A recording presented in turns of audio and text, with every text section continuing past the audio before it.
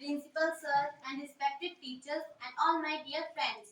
आज मैं आप लोगों के सामने अपना एक टॉपिक लेके आई हूँ। मेरा नाम चाहत कतना है और मैं क्लास 8वीं की छात्रा हूँ। मैं आज आप लोगों के सामने संसाधन के ऊपर भाषण देना चाहती हूँ।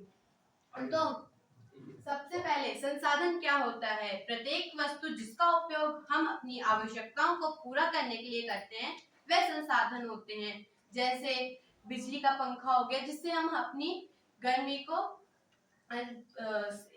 गर्मी से बचने के लिए उपयोग में लाते हैं। ट्यूबलाइट, टेबल, जल, मृदा, ये सब हमारे संसाधन हैं। संसाधन के कितने प्रकार हैं? Types of resources. संसाधन दो प्रकार के होते हैं, प्राकृतिक संसाधन और मानव निर्मित संसाधन। प्राकृतिक संसाधन में भी दो प्रकार के संसाधन आते हैं, नवीकरणीय संसाधन और अनवीकरणीय संसाधन।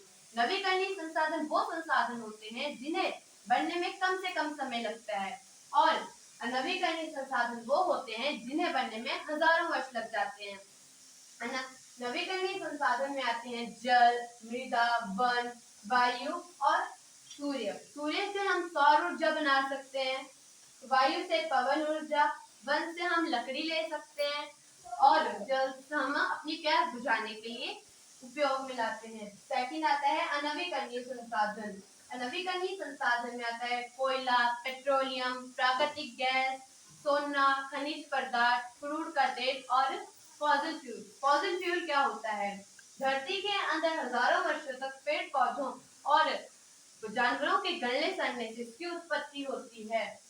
सेकंड आता है हमारे पास मानव निर्मित संसाधन यानी man made resources. Man made resources में आते हैं पुल, सड़क, शीशे, कुर्सी, घर, इमारतें, हवाई जहाज और भी कई ऐसी चीजें हैं जो मानव निर्मित हैं। जैसे वाहन में आ गए कार, बस, रेलगाड़ी, पनडुब्बियां, हवाई जहाज, ये सारे मानव निर्मित संसाधन हैं।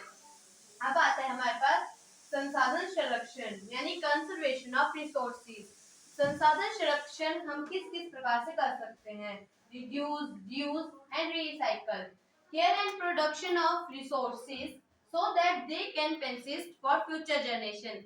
हमें इनकी देखभाल करनी चाहिए, इन्हें प्रोटेक्ट करना चाहिए और ताकि ये सब चीजें आने वाली पीढ़ियों के लिए काम में आ सके। रिड्यूस यानी इन सभी संसाधनों का उपयोग कम